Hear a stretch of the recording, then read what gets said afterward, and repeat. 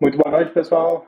Henrique, mais uma vez, muito obrigado pela tua disponibilidade, pelo teu tempo de estar conversando conosco a próxima hora aí sobre nutrição ancestral. É um tópico muito interessante, vai ter muito assunto aí interessante para compartilhar com todo mundo que está entrando na live hoje. Show de bola, Gabriel. Muito obrigado pelo convite. Estou aqui para a gente bater um bom papo. Tá bom, muito obrigado. Henrique, para quem não conhece essa fera, né? Eu acredito que a maioria das pessoas já te conhece, mas eventualmente quem não te conhece ainda, vou fazer uma breve introdução. O Henrique, então, é um nerd, né, do conhecimento, apaixonado por leitura, pai de 2 filhos, amante das artes. O Henrique é professor desde os 17 anos, né, Henrique?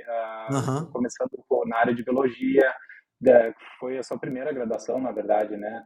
E Sim. depois, mais tarde, em 95, então, ele se tornou representante de suplementos e deu várias palestras e treinamentos na área de nutrição. Em 2015, virou vegetariano e vamos conversar um pouquinho sobre isso. Muito interessante essa parte do teu currículo aí.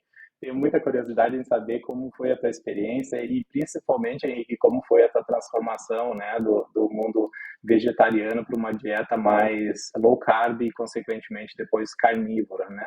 Aham. Um, Depois, então, 2017, né, a gente estava conversando antes da live, você mencionou que você, então, ficou mais a parte da low carb, né, através do blog do Dr. Souto, né, que é uma referência na área também, gosto muito dos conteúdos que ele publica. Um, Estudou muito na área de cetogênica também, dieta cetogênica em 2018 e em 2019 acabou adotando a carnívora. E o Henrique, como todo mundo já sabe, né, é o criador do movimento Rebelião Saudável, né? E o slogan é o slogan meu preferido de todas as marcas que existem lá, né? Que ser saudável é a melhor maneira de se rebelar contra o sistema, né? Que legal esse slogan, É. Henrique. Parabéns pela criatividade também com relação a esse projeto aí. Agora que eu estou me inteirando mais sobre os diversos projetos que você está realizando em paralelo, Henrique, eu fico de certa forma impressionado pela quantidade de conteúdo que vocês são capazes, né, como a rede da Rebelião Saudável, são capazes de compartilhar com o pessoal. Então, Henrique, mais uma vez, muito obrigado aí, muito obrigado pelo teu tempo. Show de bola, cara. Existe Estou à disposição. Obrigado pelo convite. Show de bola. Então vamos começar, Henrique, com as perguntas aqui. Eu gostaria de saber um pouquinho sobre a tua jornada, Henrique. Como surgiu o teu interesse pela nutrição ancestral e principalmente aí, se tu pudesse comentar um pouquinho com o pessoal que está na live hoje, como foi essa tua experiência sendo um vegetariano e aos poucos, à medida que o conhecimento chegava até tuas mãos, você é um cara Uhum. muito nerd, muito estudioso, né? Pelo que eu Sim. vejo também. Então, como que foi essa transição aí para uma dieta carnívora, né? Cara, a minha história com a nutrição, eu tenho que voltar um pouquinho no tempo. Ela começa quando eu tinha 8 anos de idade, tá? Eu sempre gostei de ciência, sempre gostei da parte da biologia, sempre gostei da parte relacionada com animais de uma maneira geral. Quando eu tinha 8 anos de idade, eu lembro claramente da minha professora na época, né? Ela chamava Tia Helena, e ela passou um trabalho em dupla para a gente dar uma aula de 15 minutinhos sobre algum tema. Eu lembro que eu tinha um melhor amigo na época, chamava Daniel Teles. Eu já cacei ele em tudo que é canto, mas nunca o encontrei. Vai que essa live ele consegue assistir, né? E a gente sentou e disse, cara, vamos fazer uma aula sobre insetos. A gente gosta de bicho, então vamos fazer uma aula sobre insetos. E aí, cara, essa aula sobre insetos de 15 minutinhos virou uma aula de 45 minutos sobre insetos, com 8 anos de idade. Nessa época, eu não tinha noção de como isso ia me influenciar, mas eu percebi que eu tinha, sem sombra de dúvidas, algo, uma certa veia, né, de professor, né, que eu gostava de dar aula, gostava de falar, gostava de ensinar para as pessoas. Então, andando aí um pouco para frente, quando eu tinha 12 anos de idade, eu tive a oportunidade de ser aluno de um grande professor aqui em Fortaleza, de biologia, e esse professor de biologia me influenciou bastante na minha primeira carreira, que foi exatamente a carreira de magistério na área de biologia. Eu fiz vestibular em 1993, quando passei, imediatamente comecei a dar aula, né? Eu tinha 17 anos, como eu te falei, E aí eu comecei a dar aula e comecei a me empolgar com a questão da biologia e tudo que envolvia ciência sempre foi muito interessante. Nessa época, a nutrição era só uma parte daquilo que eu gostava de estudar. Quando foi em 95, né, eu acabei me tornando um representante de vendas de suplementos, e aí sim, essa representação foi o que começou a assim, o bichinho da nutrição me pegou a partir daí, entendeu? Eu comecei a estudar um pouco essa questão de nutrição, comecei a ver questão de controle calórico, a empresa trabalhava com shakes, né, com substitutos parciais de refeição, muita coisa de soja, muita coisa de caloria, mas assim, eu estava empolgado, estava estudando sobre esse assunto, o que a empresa oferecia, então um viés muito grande, né? E eu fiquei durante 24 anos como representante de vendas. Em 2015, já mais próximo do fim da minha carreira nessa empresa, o meu irmão se tornou vegano, né? Eu tenho um irmão mais novo, chama Yuri, e ele se tornou vegano. E aí, aquela história, né? Um se torna vegano, começa a falar e não sei o quê, e etc e tal, e começa a mandar para você aqueles artigos furados de veganismo, né? Dizendo que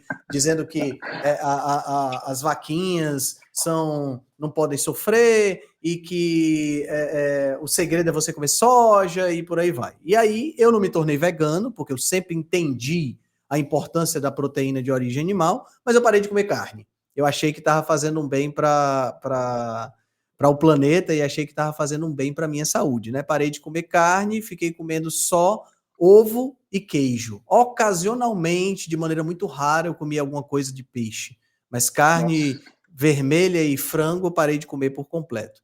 E, cara, foram 2 anos nessa brincadeira.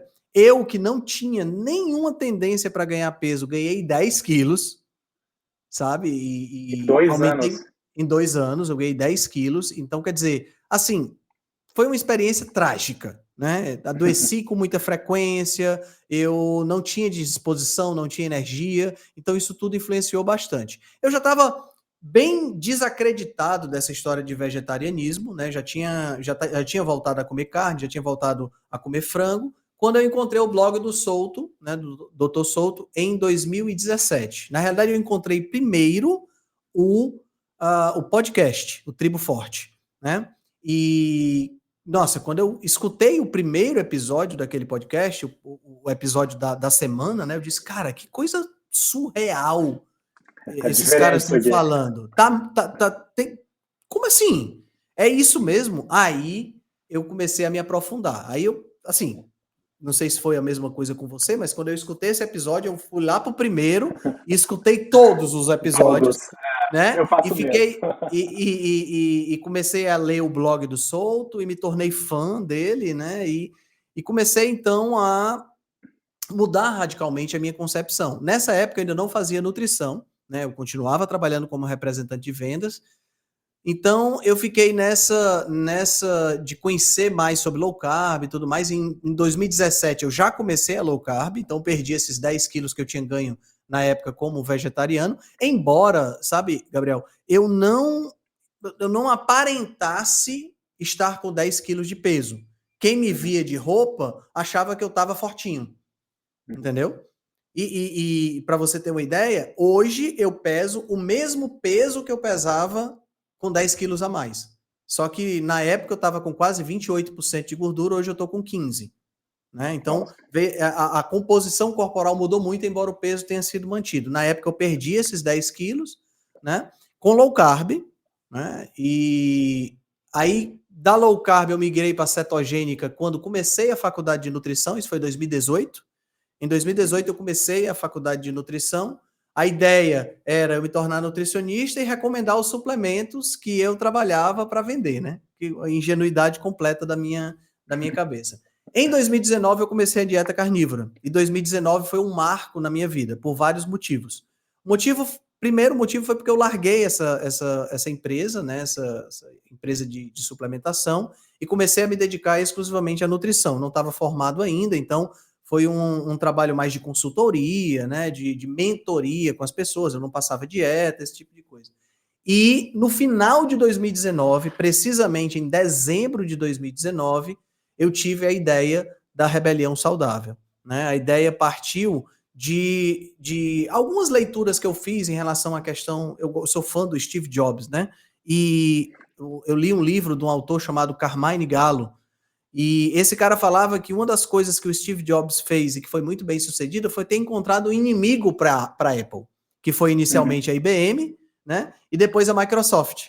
E na era do iPhone foi o Android, né? E ele conseguiu, porque quando você tem um inimigo em comum, a coisa fica mais fácil. E assim, porra, todos nós temos um grande sistema que é nosso inimigo, que é o sistema que une a indústria de ultraprocessados e de fast food e a indústria farmacêutica, né? Então veio essa ideia de fazer uma rebelião saudável, né? Começou com um podcast e eu disse, cara, se eu tivesse eu comecei a entrevistar pessoas, né? Porque quer queira, quer não, na medida em que você começa a se apresentar na rede, né? E fazendo resenha de artigo científico e na época não existia nem stories ainda, né? Como o pessoal diz, era tudo mato aqui, né? Então fazendo resenha de estudo científico e tal, acabei encontrando o Dr. João Vitor, acabei depois encontrando Cetogênica Portugal, a Fê, e aí a gente foi encontrando as pessoas, e as pessoas foram se aproximando.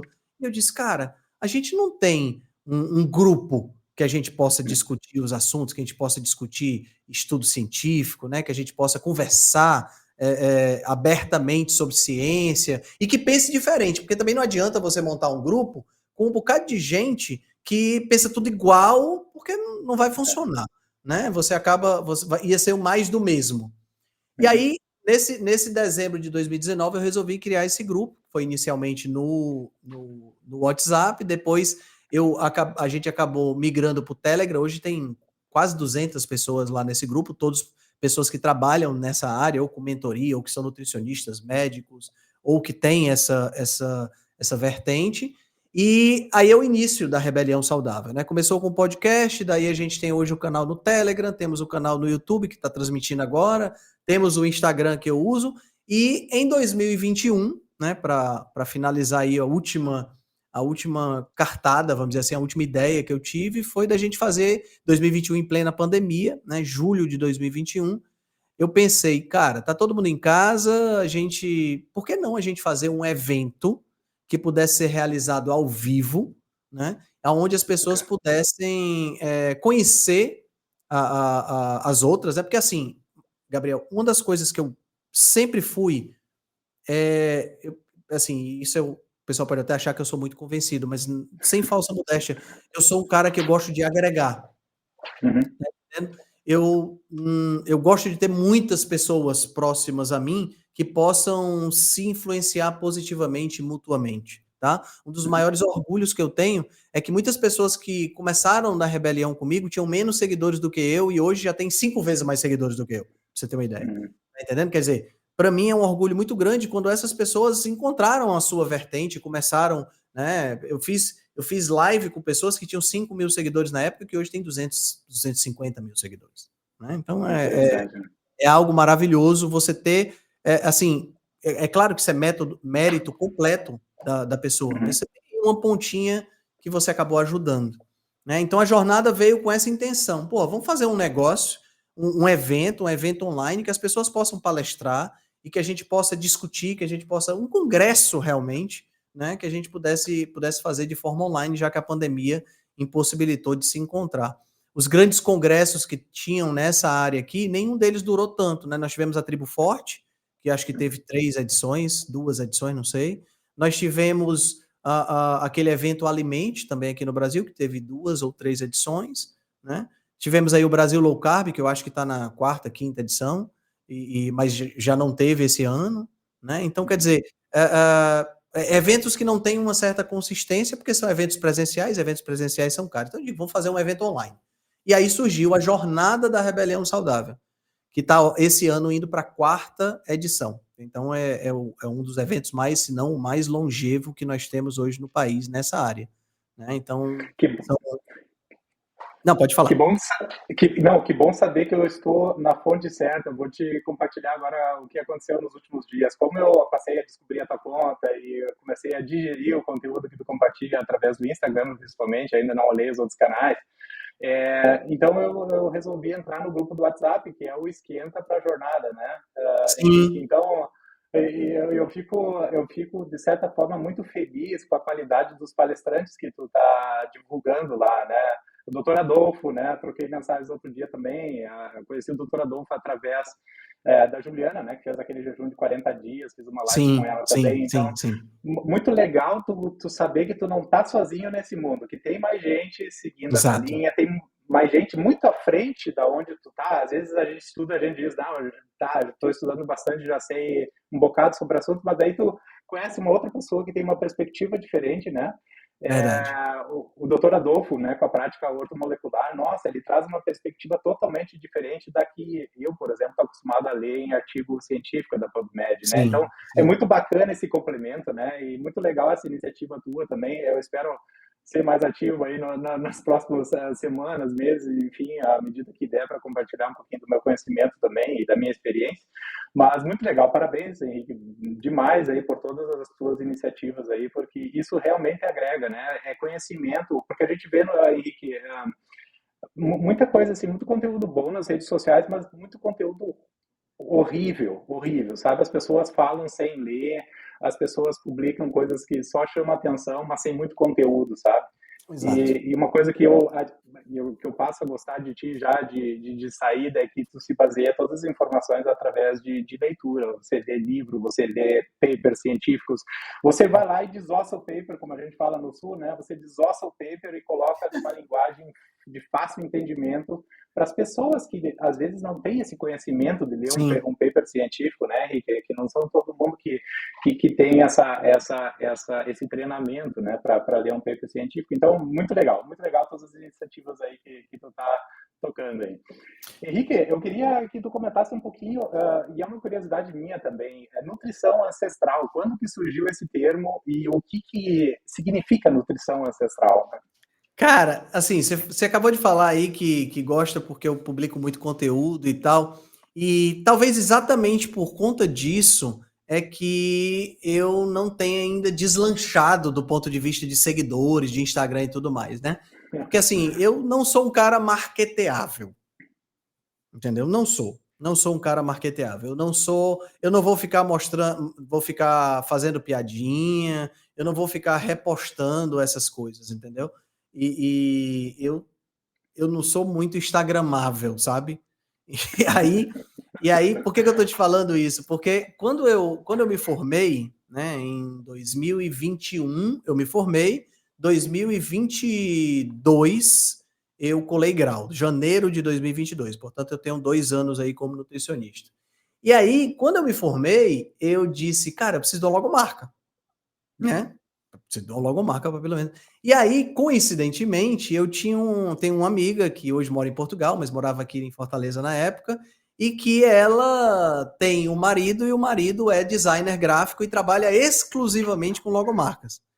Só que ele é muito bom, tem marcas nacionais aqui no Brasil que fizeram marca com ele e eu não ia ter nunca o dinheiro para pagar, né? Para pagar um ensaio na época, né? De R$ 5.000 para poder o cara criar uma logomarca. Não ia rolar. Nossa. E aí eu conversei com ela, né? Ela era doida para se consultar comigo, mas embora ele tenha uma boa renda, ela não queria pedir a ele, então ficou naquela história: eu não me consulto porque eu não tenho dinheiro, eu não faço a logomarca porque eu não tenho como pagar seu marido. Ahá! Chegou aí a ideia, né? Então eu disse, cara, ó, a gente pode fazer uma permuta aqui legal, então troca comigo e tal. Foi aí que eu o contratei, né? A esposa se tornou minha paciente, eu comecei essa história. E aí ele pegou, e aí, como todo profissional faz, ele pegou todo o meu perfil no Instagram e foi digerir toda, desossar, como você falou, ele digeriu ali toda todo o conteúdo. E aí, quando ele começou, foi ele quem criou esse termo nutrição ancestral, né? Eu fui só o idealizador da ideia, né? Mas o nome mesmo, nutrição ancestral, foi ele quem criou. E aí tem toda uma questão com a cor, por exemplo, né? Aquele vinho que está lá num dos nomes tem a ver com a questão da carne, e o verde com a questão dos vegetais e tal. Então, mas a nutrição ancestral veio daí. Veio a criação do meu amigo Alessandro, que foi quem criou a logomarca. Quando ele começou a falar, sabe, todo todo mundo tem nutrição funcional, nutrição isso, nutrição É. aquilo, né? Todo nutricionista tem. E aí, quando ele começou a falar sobre isso, eu digo, cara, eu não quero outra nutrição igual todo mundo, não. Ele disse, tenha calma que eu tenho reservado para você. E aí veio com essa ideia de nutrição ancestral. E foi assim, foi um nome que, na hora que ele falou, ressoou muito bem para mim e acabou virando aí a minha logomarca. Show de bola, cara. E quando tu menciona a nutrição ancestral, Henrique, qual a dieta que mais se aproxima? Eu imagino e tenho em mente a carnívora, né? Porque era o que os nossos ancestrais seguiam de certa forma, né? Há muitos anos. Mas eu vejo que a sua estratégia também, ou tem sido nos últimos anos, de fazer a troca entre diferentes tipos de plano alimentares, né? Um Uhum. pouco cetogênica, um pouco low carb, um pouco carnívora. Desde 2019, Henrique, você permanece na carnívora e na Sim, carnívora, que tipos de alimento você consome? Porque tem a boa. carnívora mais clássica, que nem café pode ser. Eu fiz uma semana de Uhum. dieta carnívora, Henrique. Eu não tenho problema de comer carne. A gente come muita carne aqui. Todos os dias tem carne e muita Embora carne seja um proteína. negócio meio caro aí na Alemanha, viu? Mas sabe que a gente economiza com remédio, viu, meu amigo? Ah, sim, sim, é verdade, é verdade. E aí, Henrique, o que acontece? Então, assim, ó, eu fiz uma semana da dieta carnívora e quase subi pelas paredes pela falta de café. Eu fiz a clássica, então eu não tomava café também. Eu tomava meu Uhum, chimarrãozinho, que eu também sei que não deveria ser permitido na clássica, porque, enfim, vem de plantas, né, a erva mate. uhum. Mas me explica, como que você segue, que tipo de dieta carnívora você segue, que linha você segue e qual é a tua rotina, né, de alimentação durante a semana? Boa, boa. Cara, é assim, nutrição ancestral não é sinônimo de dieta carnívora, tá? O que é que acontece? Se a gente pensar do ponto de vista evolutivo, Gabriel, a gente, há mais ou menos uns 6 milhões de anos atrás, eu acho que eu tenho que fazer essa contextualização para o pessoal entender. Há 6 milhões de anos atrás, a gente desceu das árvores pela primeira vez. A floresta africana era uma floresta ainda, então, por alguma razão climática ainda um pouco obscura, essa floresta começou uma transição para se transformar na savana que nós conhecemos hoje. Então, durante essa transição, os hominídeos, né, os primatas daquela época, o nosso ancestral comum, eles desceram da árvore para o solo. Né? Alguns ficaram na árvore e deram origem às suas descendências, mas teve aquele que desceu para o solo. Né? E esse Australopithecus que desceu para o solo, ele deu origem à linhagem, né, que acabaria culminando com o Homo sapiens e deu origem a uma outra linhagem. Né? Então, esse Australopithecus, que é a Lucy, né, a conhecida Lucy, deu origem ao Australopithecus africanos e ao Australopithecus robustos. Né? Muito bem. Esse Australopithecus africanos, que é o nosso antepassado, que dentro dessa divisão, né, esse Australopithecus africanos, ele era um indivíduo que comia folhas, comia vegetais, mas ele foi o primeiro a se aventurar para tentar comer um animal que já tinha sido abatido por outro predador. Uhum. Então, nesse momento, a gente estava o quê? A gente estava comendo os restos de outro predador.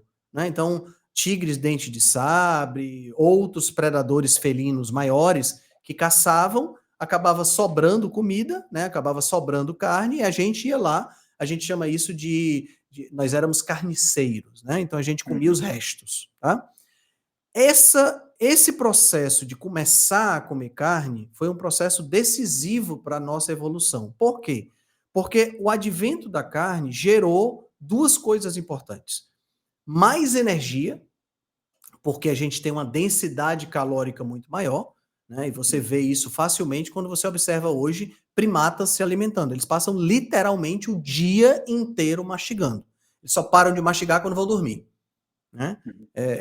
Já quem come carne, os animais que comem carne, como é o nosso caso, a gente consegue já ter uma, duas refeições durante o dia, porque a densidade energética dessa refeição é muito alta. Então, a carne tem uma densidade energética muito alta. E além da densidade energética, uma densidade nutricional.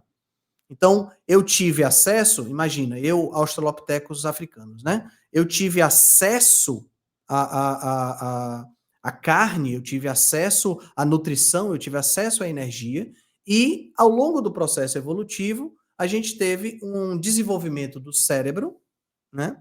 Em detrimento do sistema digestório, especificamente do intestino grosso, que era muito importante para digerir planta, mas já que eu estava comendo mais carne, esse intestino acabou involuindo, que é o que a gente chama de hipótese do tecido caro.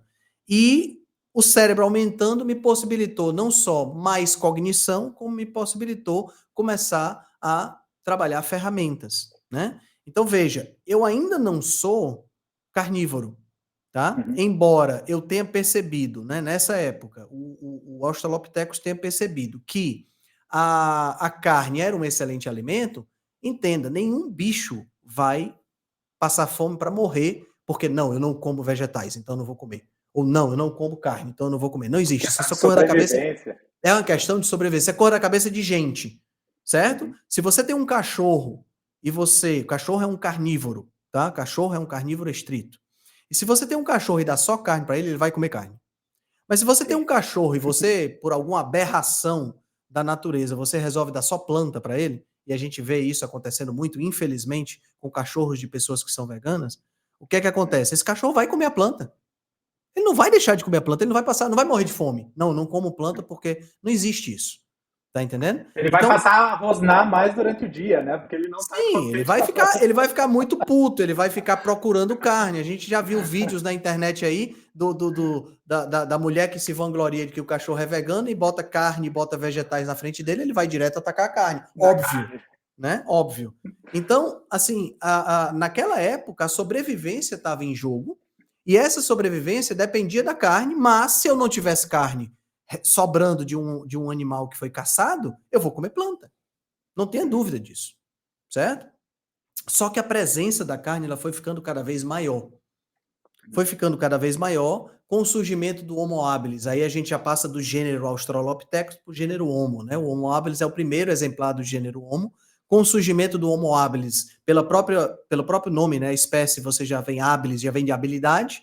A gente já tem aí as primeiras ferramentas, as primeiras tecnologias para nos ajudar a superar as nossas barreiras físicas, né? Porque o que é que acontece? Nós, seres humanos, nós somos extremamente fracos, nós não temos garras, nós não temos dentes afiados, nós não temos força, nós não corremos como os animais. Todos os animais superam a gente em absolutamente tudo. Só tem uma coisa que eles não superam, tá dentro da nossa cabeça. Tá entendendo? Então a gente usou a nossa habilidade, nós usamos o nosso cérebro para desenvolver estratégias para superar as nossas limitações físicas. Então a gente criou lança para superar o fato da gente não conseguir correr, mas a gente consegue arco e flecha, facas que vão ajudar a cortar, e o Homo habilis foi o primeiro a utilizar isso, e aí nós passamos da situação de carniceiro para a situação de caçador.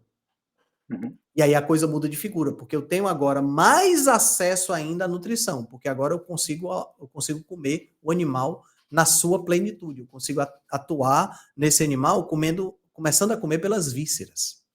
Né? Então aí já é bem diferente. Né? Então a gente vai aumentando, né? E tem um artigo muito interessante falando exatamente da evolução do nível trófico humano, nós vamos aumentando a presença da carne na nossa alimentação ao longo do processo evolutivo, de Homo habilis para Homo erectus, daí para Neandertal e Homo sapiens, né, passando aí pelo Heidelbergensis. Então a gente vai aumentando a presença da carne até nos tornarmos hipercarnívoros. O que é um hipercarnívoro? Né? O hipercarnívoro é aquele indivíduo, aquela espécie que está no topo da cadeia alimentar, que tem a capacidade de, inclusive, de comer outros animais carnívoros. Certo? E mesmo dentro dessa perspectiva, Gabriel, a gente ainda mantinha aí um certo percentual de vegetais da nossa alimentação, principalmente tubérculos e frutos. Tá? Então é o que a gente chama de dieta do paleolítico. Né? A dieta paleo, como é chamada, é uma dieta que tem carne como a sua base, né? E tubérculos e frutos acessórios, vamos dizer assim. E faz todo sentido que seja dessa forma. Por quê? Primeiro, eu não vou passar fome, eu preciso sobreviver, eu preciso me reproduzir. Né? Segundo, Em determinadas épocas do ano, você não tem vegetais, mas em outras épocas do ano você tem esses vegetais. Então, se você pensar num verão, mesmo aí em zonas mais temperadas, menos tropicais, você tem uma primavera e um verão, onde você tem flores desabrochando, onde você tem frutos, né? Você tem tudo isso. Então, esses frutos serviam de alimento para a gente. Né? Tanto é que nós temos hoje uma relação muito importante, muito íntima com a frutose, né? Que na época nos fazia ganhar um pouco de peso para que a gente pudesse perder no outono e no inverno. Né? Bom, dito isso, então, já deu para entender que não existe, né, não, na nossa história como gênero Homo, né, que tem 2 milhões de anos, não existe uma espécie de Homo, sapiens, erectus, o que seja, que foi vegano. Né? E também não existe uma espécie de Homo, de gênero Homo, que tenha sido carnívoro. Tá? Então, a nutrição ancestral, ela é uma mistura das duas coisas. Então, esse é um ponto importante, porque as pessoas acham que existe uma dieta humana ideal. E não existe uma dieta humana. Porque nós somos seres extremamente adaptáveis. Né? Então, a gente aprendeu a malear, né? a manipular a dieta de acordo com o ambiente. Então, hoje, por exemplo, se você pegar tribos de caçadores-coletores, a gente tem dos Tuxinta em Papua, Nova Guiné, ou os Tissimani aqui no norte da América Latina, que consomem 80% de carboidrato na alimentação. E nós temos os Inuits, que estão no outro lado do espectro, que consomem 95% da sua alimentação em alimentos de origem animal. O que é que une esses povos? Tem alguns pontos que unem esses povos. Né? Então, o primeiro ponto é uma preferência pelos alimentos de origem animal. No caso dos Tissimani e dos Tuxinta, eles não têm acesso aos alimentos de origem animal. Então, vou sobreviver. No caso dos Inuits, a caça é um pouco mais interessante por lá. Eles conseguem sobreviver só com isso, até porque não tem planta, porque é tudo gelado. Né? Então, esse é o primeiro ponto. O segundo ponto, não há a presença de refino. Então, os Tissimani, os Tuxinta, eles não têm carboidrato refinado. O máximo de refino é uma mandioca pilada no pilão, que a gente sabe que fica extremamente... a granulação não é tão fina. Né? E outra coisa que a gente vai observar também é a ausência de ultraprocessados. Né? Você não tem nenhum tipo de processamento, né, nos alimentos. Então, a nutrição ancestral, Gabriel, ela é uma nutrição que nos remete às nossas origens. E como a gente não tem uma dieta única, né, os nossos ancestrais não tinham essa dieta única, a gente também não pode acreditar que a nossa dieta ela é uma dieta uniforme ao longo do ano. Se a gente pensar bem do ponto de vista evolutivo, a gente sempre tinha períodos onde a gente comia um pouco mais de carboidrato, que é o caso do verão, né? E períodos onde a gente comia mais animais, mais bichos, que é o caso do inverno. Né? Então, essa sazonalidade também faz parte. Né?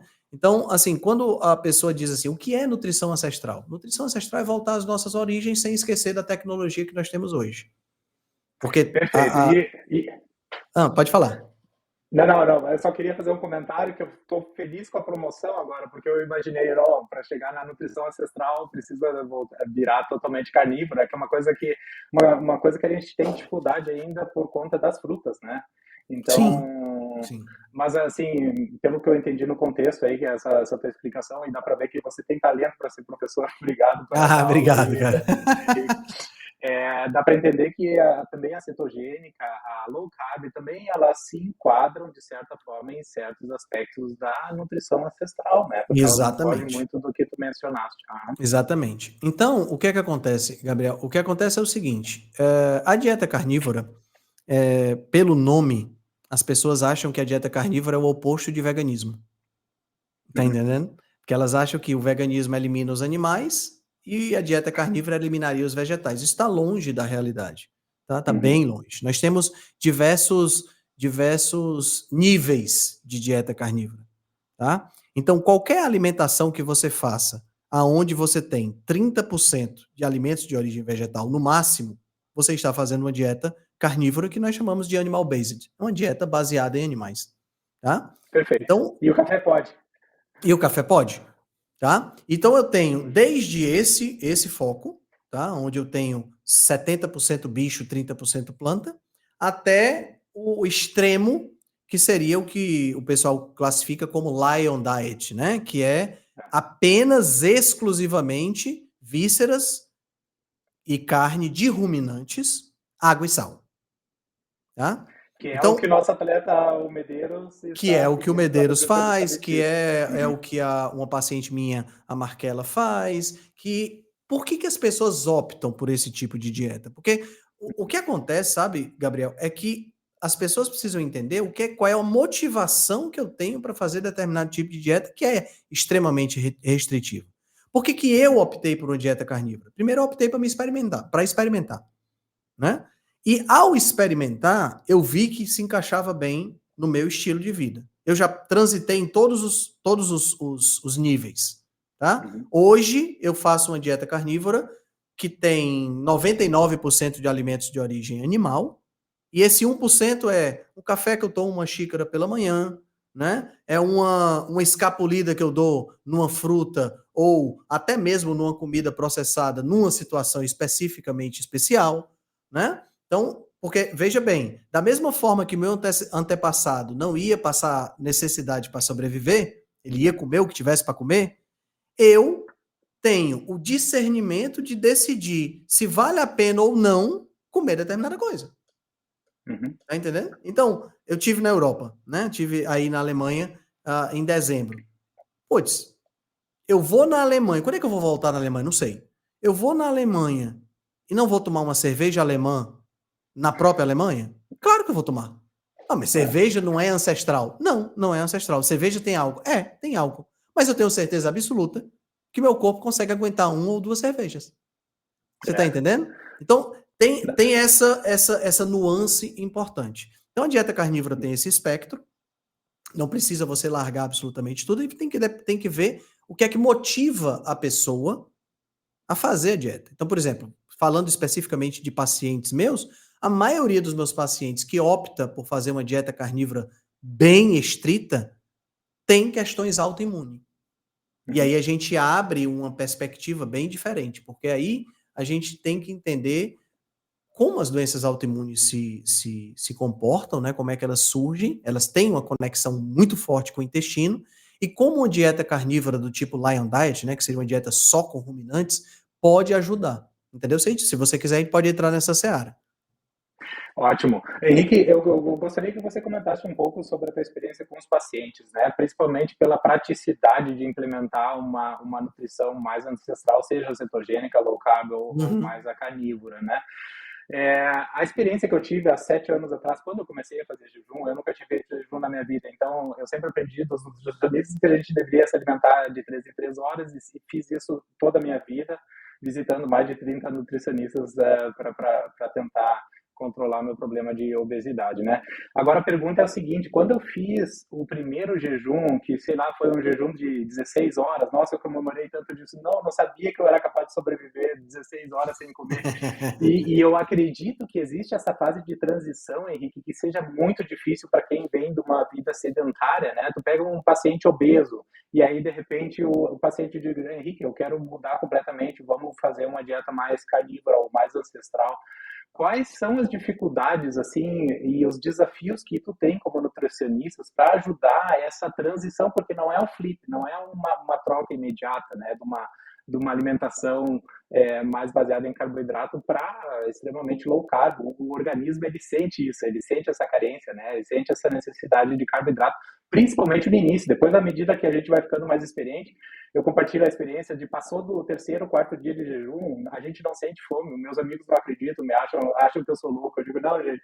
E daí eu compartilho milhões de artigos falando sobre o estado de citose e tal. Mas como que você, como nutricionista, Henrique, você lida com esses desafios dos pacientes, né? Você passou por isso, como que você consegue trazer eles, na verdade, para essa linha aí e fazer eles persistirem, né, nessa linha Boa. mais Boa. ancestral?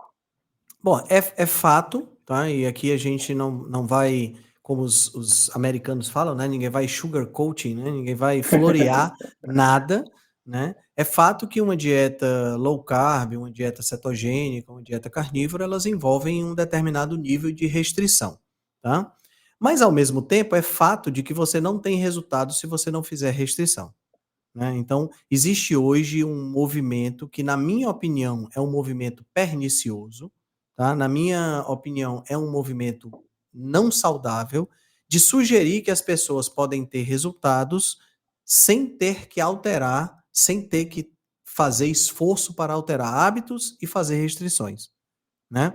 Então, é lotado de nutricionistas dizendo que você pode emagrecer comendo o que você quiser, é lotado de pessoas.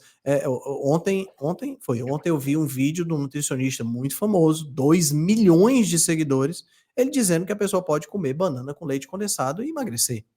Bom, ela pode, sem sombra de dúvidas. Ele dizia que você podia comer 70 gramas de banana e 20 gramas de leite condensado.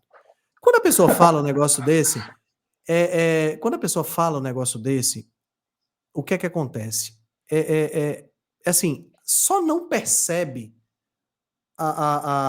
o mau caratismo da pessoa quem se deixa enganar achando que vai conseguir fazer isso. Porque veja bem, Gabriel, quem é que pede para colocar leite condensado em uma dieta? Porque veja bem, chega um paciente para mim e diz, Henrique, eu gostaria muito de emagrecer, mas eu queria que você colocasse leite condensado na minha dieta. Essa pessoa que falou isso para mim, é uma pessoa que gosta de leite condensado ou uma pessoa que não gosta de leite condensado?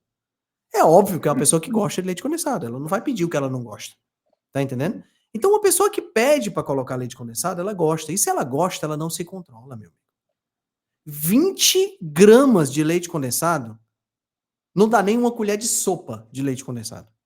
E o indivíduo vem me falar que vai controlar isso. Sabe o que acontece, Gabriel?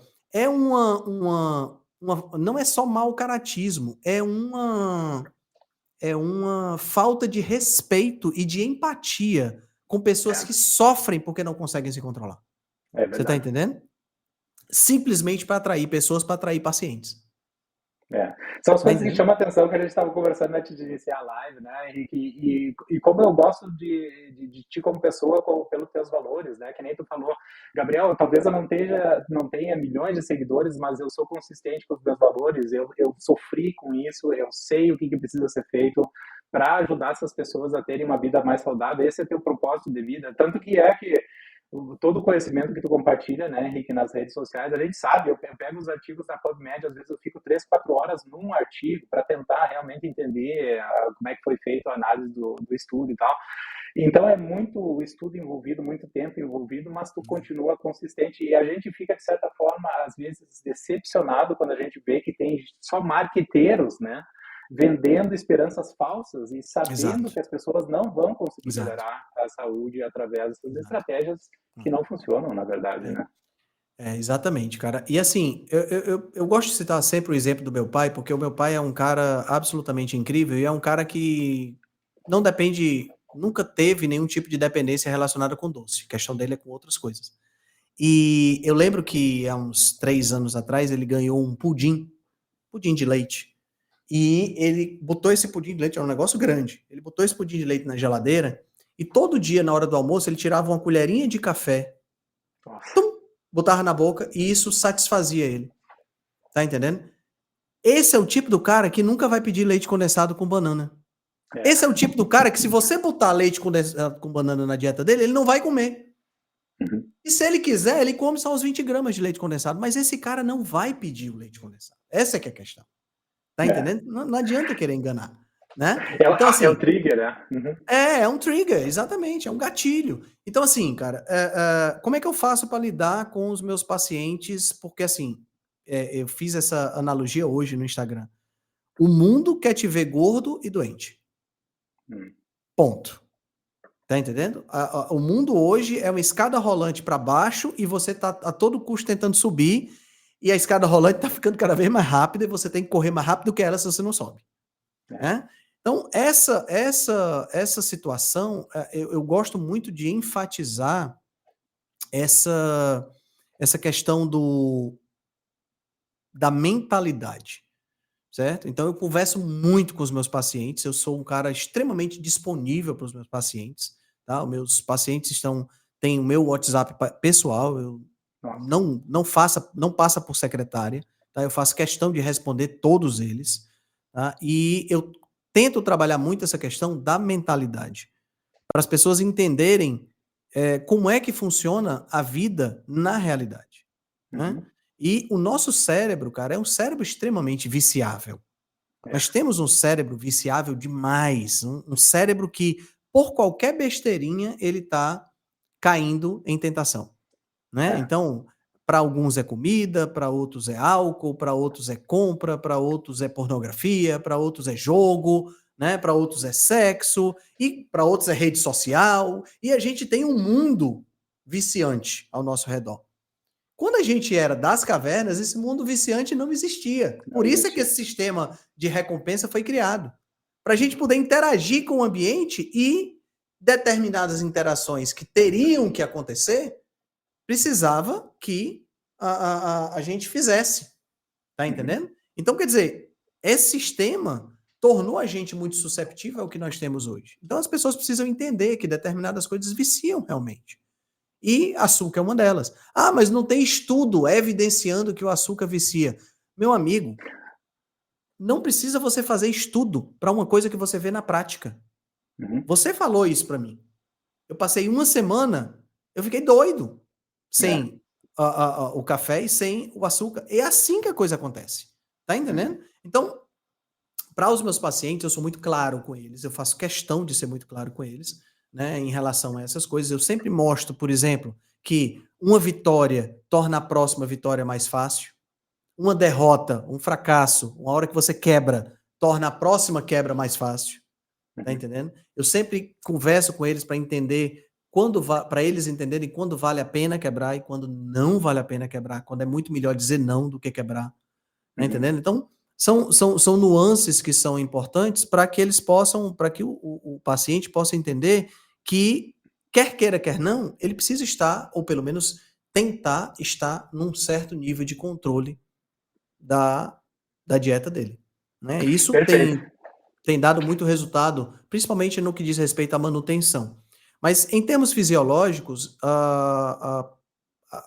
talvez a parte mais importante seja as questões relacionadas com o início da adaptação. É essa abstinência de doce que acontece de fato, né? E é a questão relacionada com o déficit de insulina, né? Porque a partir do É. momento que você tira os carboidratos, você tem muito menos insulina circulando, e aí acaba que você elimina muito sódio na urina, porque ao contrário do que as pessoas pensam, a insulina também estimula a reabsorção de sódio, né? Uhum. E quando você reabsorve sódio, você reabsorve água. É. Então você incha, né? Quem já foi para um rodízio de pizza já viu que no dia seguinte até a aliança fica difícil de sair do dedo, porque você fica todo inchado, né? Uhum. Então, quando você tira o carboidrato, ou quando você diminui, a eliminação de sódio aumenta. E a eliminação de sódio aumentando, a gente acaba tendo como é que eu diria? Acaba tendo uma diminuição da concentração de sódio no sangue. E essa diminuição da concentração de sódio não chega a ser uma hiponatremia, mas a gente percebe, a pressão cai um pouquinho, tem uma sonolência, tem uma dor de cabeça, tem uma dor de, sabe, tem um mal-estar. E isso se resolve de forma muito fácil com um pouquinho de água, um pouquinho de sal na água, você já fica super bem. 99% dos meus pacientes passam por isso e com sal resolvem tranquilamente.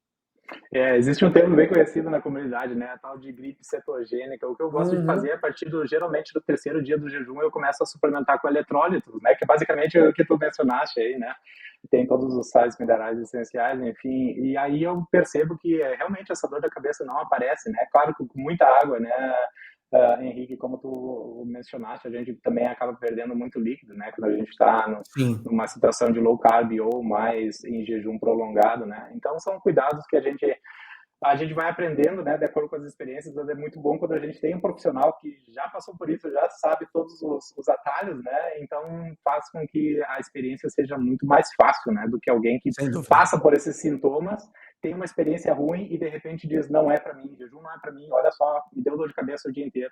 Não, de repente você não fez da forma certa, de repente você não estava informado que você precisaria suplementar com eletrólitos, né, então eu acho que existe um pouco de calma e paciência que é necessária às vezes quando a gente faz uma transição de uma dieta de outra, É, justamente pela compreensão, né? Porque o conhecimento a gente vai adquirindo ao longo dos dias, das semanas, dos meses, não é uma coisa imediata, né?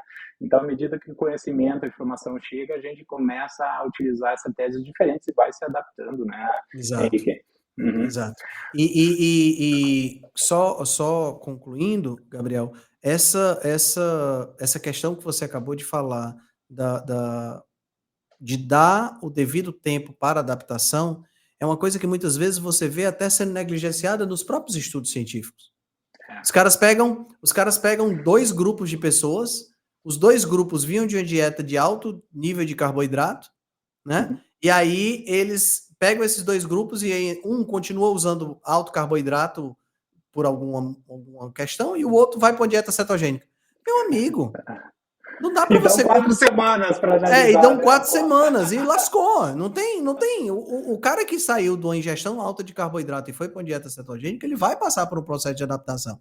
Ah, não, mas a dieta cetogênica perde rendimento muscular e rendimento no esporte. Claro que perde. Porque precisa passar por uma adaptação. O cara tá rodando, imagina, o cara tá rodando, queimando o carboidrato direto. Aí, de repente, você tira o carboidrato e ele fica, vala-me Nossa Senhora, o que é que eu vou queimar agora? Tem um período para ele se adaptar. Tá entendendo? E a galera não leva isso em consideração. É triste ver esse tipo de situação, né? Estudos que você vê, por exemplo, em estudos do Fini e do Volek, né? Que são duas Isso. lendas da dieta cetogênica, aí você vê a adaptação acontecendo, né? E você vê como a dieta cetogênica é igual ou superior a uma dieta de alto carboidrato quando você observa a pessoa depois dela ceto-adaptada, É, né? perfeito. Observar antes aí é desleal, a comparação não é uma comparação correta. Perfeito. E Henrique, a tua experiência preparando os atletas também numa dieta mais próxima da carnívora, né?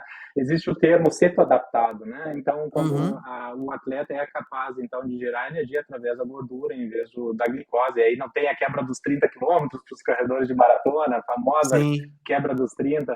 Eu corri uma meia maratona em 72 horas de jejum e foi meu melhor tempo. Eu não sou atleta, mas a gente começa a perceber que o tempo e as experiências que a gente tem fazendo jejum prolongados e tendo uma vida mais assim low carb, em média durante o ano, o corpo ele vai entendendo, ele vai assimilando isso, né? E que não é uma transição imediata, mas assim, ó, são questões de meses, você já começa a perceber que aquela carência da glicose não realmente existe, né? O Alessandro é uma Sim. prova viva disso, né? É impressionante o que ele é capaz de fazer estando E ele, extremamente ele se, carnívora. se adaptou a uma dieta carnívora de uma maneira excepcional. Excepcional. Né? Ele já tem um desempenho esportivo muito forte, né? Ele já era ultramaratonista e ultraman, mas a dieta carnívora para ele foi assim, tipo a cereja do bolo para coroar essa perspectiva, né? É muito impressionante o que ele faz. Assim, embora, né, já conversei sobre isso com ele, embora não seja algo para todo mundo, né? Porque não é É, todo mundo que consegue correr 150 quilômetros ou fazer 515 quilômetros em 3 dias, né? Com natação, ciclismo e corrida. Então, é um caso extremo. Mas se você pega o extremo, porra, correr 5 quilômetros com dieta carnívora tá de boa, né? E é só isso que eu preciso para ficar bem de saúde. Não preciso correr 150. exatamente. Não precisa muito, existem estudos, né, que pega uma pessoa sedentária, obesa e faz a pessoa caminhar meia hora por dia. Nossa, ela vai diminuir os riscos de ter um infarto ou problema cardiovascular em 15%, o risco de morte em 15% por meia hora de caminhada por dia. Quer dizer, são mudanças, às vezes, pequenas, né, e que trazem uma grande mudança na qualidade de vida da pessoa, né? Então, o Alessandro, claro que é uma coisa extrema, uma coisa fora de sério, é difícil de entender como ele é capaz de alcançar todos os resultados, né, e desafiando a ciência aí. Vou fazer uma live com ele início de julho também, e quando a gente marcou o horário da live, ele disse assim, Gabriel, só tem que ser ali por volta do meio-dia, que é a hora que eu chego do meu treininho de final de semana. E eu perguntei para ele, o que é teu treininho de final de semana? Ele disse, geralmente eu faço 100 quilômetros de bike. Eu digo, tu vai fazer 100 quilômetros de bike, depois a gente vai entrar na live. Ele, assim, cara, porque daí eu vou tá tranquilo e tal, a gente pode conversar com mais tempo. Eu digo, porra. É, o treininho dele é essas coisinhas simples. Porque o Alessandro, ele tem uma característica incrível, que ele não é atleta profissional, né? É, Ele não tem rendimento vindo da atividade esportiva, né? Ele, na realidade, pelo contrário, ele teve muita dificuldade de encontrar alguns patrocínios. uhum, E ele trabalha, ele é motorista de caminhão da FedEx. isso. E ano passado, ele compartilhou isso com a gente numa live, ano passado, o Garmin dele, o relógio, ele marcou o equivalente a 47 maratonas no ano. No trabalho Só, dele. só o trabalho. Tá entendendo? É, Sem contar tudo que ele fez de exercício. Então, só o é. trabalho dele gerou o equivalente a quase uma maratona por semana. É E o muito doido, cara. Alessandro, para quem Diga. não conhece o Alessandro ele vai fazer a Ultramaratona do Havaí, que é o campeonato mundial de ultramaratona, né? Vai ser em outubro. É Ultraman do Havaí. Ultraman, desculpa, Ultraman, Ultraman do Havaí, isso, né? E ele vai fazer totalmente em jejum, né? Vai ser o primeiro atleta a concluir uma prova dessas em jejum. Vai estar todo mundo na torcida, nós estamos acompanhando exato. pelas redes. É. Então, uma coisa fascinante, né? E Fascinante quebrando. Ultraman, para o pessoal que está aqui assistindo a gente que não conhece, são 10 quilômetros de natação no primeiro dia, junto com um percentual de bike. Aí no segundo dia é só bike, e no terceiro dia são 2 maratonas, totalizando 515 quilômetros. Então dá 95 menos 515 é 425 de bike. Então são 10 de natação, 425 de bike e 85 de corrida. Um dia atrás do outro. Um dia atrás do outro. Não descansa um ano para fazer a outra parte, não, tá, pessoal? É um dia atrás do outro. É. Existe outro tema que está, de certa forma, relacionado, Henrique, à resiliência. Tu menciona nos teus posts sobre 3 pilares do trabalho, que um é autorresponsabilidade, o segundo é autoexperimentação e o terceiro é autonomia. Eu gostaria que tu comentasse um pouco sobre os 3 pilares e como tu utiliza isso, né, no teu dia a dia para a tua pessoa, Henrique, Ah, sim, sim. outra, né? Cara, a primeira coisa é autoconhecimento, né? Autonomia, né? Esse autoconhecimento ele é fundamental, porque se você não se conhece, como é que você pode tomar decisões que sejam benéficas para você? O que eu vejo muito hoje, sabe, Gabriel? Infelizmente, as pessoas estão cada vez mais voltadas para o exterior e Uhum. não para o interior. Eu sei da vida de todos os ídolos e etc e tal, eu acompanho esses caras no Instagram, eu sei o que é que eles pensam, eu sei tudo. Tá, e você? Não, eu não interessa. As pessoas estão tão desligadas de si mesmo que elas não conseguem ficar paradas olhando para um pôr do sol, por exemplo. Ou simplesmente paradas sem escutar nenhum podcast, sem escutar nada, sem o celular na mão, só pensando sobre a vida. As pessoas não conseguem mais fazer isso. Tá entendendo? É terrível isso, né? Tem um estudo que foi feito, não lembro agora a universidade, mas está no livro, está descrito no livro A Crise do Conforto, aonde indivíduos foram colocados numa sala e eles tinham o desafio. O desafio era ficar 3 horas nessa sala, sem celular, sem livro, sem nada. Ou tomar um choque e sair mais rápido. 85% resolveu tomar o choque. Olha só. Tá entendendo? Então, onde é que eu quero chegar com isso? Você se conhecer é muito importante. Não só se conhecer do ponto de vista de quais são os seus gatilhos para comer muito, mas se conhecer para que você possa ter uma vida melhor, entendeu? Para que Uhum. você possa ter uma vida uma vida de valor, sabe? Para que você possa levar valor para as pessoas. Eu vejo hoje, a minha esposa é neurologista, né? E eu vejo hoje muitas pessoas com problemas de depressão, com problemas, né? E eu acho que boa parte do problema é esse, é falta de propósito. As pessoas não sabem para que estão aqui.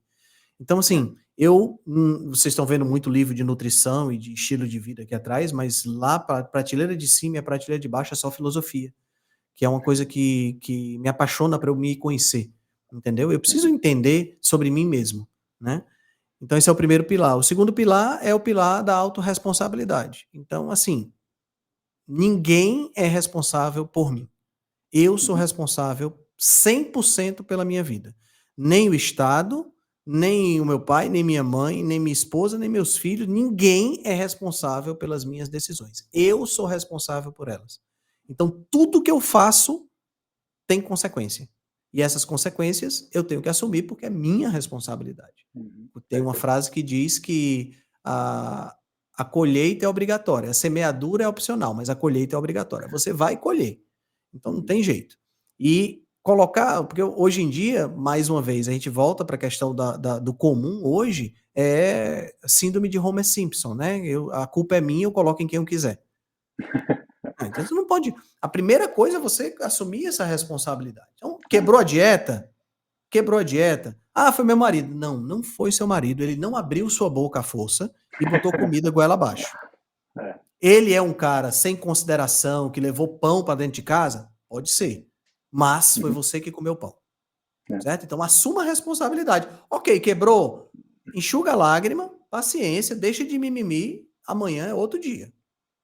Né? Então, assim, tem que ter esse ponto, né? As pessoas têm que entender isso. A responsabilidade é sua. E o terceiro ponto é a autoexperimentação, né? Que tem a ver com experimentar as diversas possibilidades que estão dentro desse espectro que a gente conversou aqui para encontrar o que é melhor para você. Porque o que é que acontece muito hoje, Gabriel? O que acontece muito hoje é que as pessoas elas fixam em uma orientação, né? Ou vão a um médico e o médico diz determinadas coisas, então elas transferem essa responsabilidade para o médico e, ao transferir essa responsabilidade para o médico, elas passam a não experimentar outras coisas que podem ser diferentes e que podem trazer benefícios. Tá entendendo? Então, é claro que você deve buscar conselhos, é claro que você vai perguntar para o seu nutricionista, vai perguntar para o seu médico sobre determinadas práticas, porque não faz sentido você se arriscar. No entanto, quem deve experimentar é você. E eu parto desse princípio porque o que é que a gente observa muito? A gente observa muito os profissionais passando determinadas sugestões de dieta e quando o paciente volta se queixando de determinado sintoma, eles colocam a culpa toda no paciente e nem sequer questionam a sua própria orientação. Isso é muito comum com vegetais, né? Não, prisão de ventre, constipação, tem que comer mais fibra. Aí o paciente sai, 30 dias depois o paciente volta, pior, né? Porque você não está bebendo água. Aí o paciente volta 30 dias depois, pior. Não, você não tá comendo fibra. Deixe de história. Tá entendendo? A culpa é sempre do paciente. Porra, esse cara não se dá bem com fibra, meu amigo. Você tá entendendo? Então a gente precisa ter essa mente aberta como nutricionista e o paciente precisa estar disposto também a fazer as suas próprias experiências, né? Então, experimentar um jejum, experimentar talvez um jejum maior, um jejum menor, é uma boa ideia, né? Perfeito, obrigadão aí por compartilhar. Eu relaciono muito os pontos que tu mencionaste, Henrique, principalmente pelo ponto do experimento, né? Eu sou uma pessoa, como a gente conversou antes de iniciar a live, eu faço bastante experimentos realmente para me autodescobrir, né? Para verificar como que meu corpo reage em certas condições de estresse, no caso, um jejum prolongado de 10 dias, é uma situação adversa, né? Então ele vai reagir de certas formas.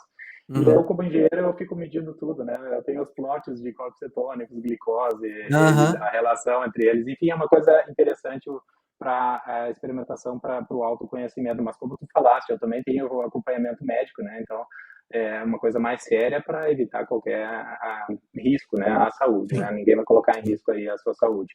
Então, chegando às perguntinhas aqui, Henrique. Legal. Tem mais 10 minutinhos aí, eu gostaria Tenho sim. Tem uns 10 minutinhos aí para a gente bater um papo. Perfeito. Então tá, a primeira aqui, ó. Restrição alimentar é a melhor estratégia para combater a impulsividade? Como tratar a questão de comer por questões emocionais? Essa é uma pergunta muito boa. A gente tocou nesse assunto, né? Quando a gente falou lá do Nutri leite condensado com banana, porque o que acontece é o seguinte: compulsão alimentar, essa impulsividade para comer, ela tem critérios específicos de diagnóstico, tá? Não é qualquer desejo que é uma compulsão, tá certo? No entanto, a gente tem que entender que não existe compulsão alimentar para alimentos não processados. Ninguém tem compulsão alimentar por carne. Ninguém tem compulsão alimentar por brócolis. Tá entendendo? Ninguém tem compulsão alimentar por banana. E olha que banana tem muito açúcar. Por que ninguém tem compulsão alimentar por brócolis ou por banana? Ou pelo menos seria raro. Porque alimentos in natura não foram desenvolvidos para te viciar. Uhum. Mas leite condensado, sucrilhos, cheetos, né? Foram desenvolvidos para te viciar, foram desenvolvidos para gerar essa resposta dopaminérgica exagerada que faz com que você se torne dependente. Então, para esse tipo de ultraprocessado, você não vai ter a mesma condições de reagir. É tipo assim, eu vou brigar com uma pessoa que tem 2 vezes o meu tamanho e pesa 2 vezes o meu peso? Gente, nem que eu fosse faixa preta de jiu-jitsu eu ia brigar com uma pessoa dessa. Eu viro as costas e vou me embora. Ou eu vou peitar uma pessoa que está com 38 na mão? Não faz sentido, essa pessoa vai me matar. Da mesma forma que eu não tenho na minha casa chocolate, leite condensado. Não tenho. Por que eu não tenho? Porque eu conheço as minhas limitações. Ah, mas você é um fraco. Eu sou forte para reconhecer as minhas fragilidades e, a partir daí, eu lidar com essas fragilidades. Perfeito. E Não, relacionado a esse comentário, eu gostaria de acrescentar só uma sentença que eu escutei do Peter Attia, né, que é um médico super conhecido nessa área também, enfim, é um professor formado em Stanford, né, e o Peter Attia comentou no podcast do The High Performance Podcast, que eu gosto muito dos britânicos lá, ele comentou exatamente esse ponto aí, que ele falou assim, ó, eu não trago os triggers para casa, porque a quantidade de energia que eu preciso colocar para decidir não cair nesse trigger, nessa cilada, vai ser muito maior do que eu não ter o trigger no primeiro momento. Exato, então, exatamente linkado com o que tu falaste aí. Exatamente. E outra coisa, Gabriel, nem sempre você vai estar bem. Eu lembro de uma ocasião, um casamento que eu fui, eu tinha passado o dia todo tem um local aqui em Fortaleza chama Beach Park. E tem um parque aquático, é o maior parque aquático da América Latina, incrível que tem aqui. E eu fui com meu filho mais novo. E, cara, eu passei o dia todo nesse parque, subindo e descendo toboágua, subindo e descendo escada, eu tava cansado. E aí a gente acabou se atrasando, eu acabei me estressando porque não ia conseguir participar da cerimônia do casamento, ia só para a recepção. No final das contas, eu cheguei na recepção, quando eu olhei para a mesa, tinha uma mesa de docinhos, que é um negócio assim surreal. Surreal, linda a mesa de docinhos. E eu tava cansado, estressado. Cara, eu não vou comer docinho. Porque se eu botar um docinho desse na minha boca, o meu cansaço e o meu estresse vão vencer e eu não vou conseguir me controlar. Uhum. Para mim foi muito mais fácil não comer do que comer só um. Tá entendendo? Então, Perfeito. a pessoa que olha de fora, ela vai achar que isso é fraqueza, mas não, meu amigo, isso é fortaleza. Fraqueza era se eu tivesse comido. Tem um filósofo da era moderna, né, o Immanuel Kant, que ele diz o seguinte: ser livre é fazer o que você não quer. Porque fazer o que você quer, você é escravo do seu desejo. Liberdade é quando você faz o que você não quer. Porque fazer o que você quer, eu quero muito comer doce, eu quero muito comprar essa coisa, eu quero muito abrir o site de pornografia. Tudo isso é o seu desejo falando. Na hora que você quer abrir o site de pornografia e você decide que não vai abrir e não abre, você está sendo livre para decidir. Tá entendendo? Olha só. Muito legal. Papo muito bom. A segunda perguntinha aqui, Henrique, mais com relação ao comentário em relação às zonas azuis do mundo, né? Que são zonas onde se consome grandes quantidades de carboidratos. Se tu pudesse comentar um pouquinho a respeito. Cara, essa questão das zonas azuis é uma questão interessante porque é uma falácia sem igual, entendeu? O cara que escreveu sobre essas zonas e continua escrevendo até hoje, ele criou uma franquia de publicações, chama Dan Bittner. Ele criou uma franquia de publicações e continua publicando até hoje e continua ganhando muito dinheiro. O que foi que ele fez? Ele analisou o mundo, em teoria, ele analisou diversas regiões do mundo e chegou à conclusão de que as zonas que possuem maior longevidade são zonas onde você tem características específicas, né? Então, se você pegar, por exemplo, nós temos Loma Linda na Califórnia, nós temos Sardenha na Itália, nós temos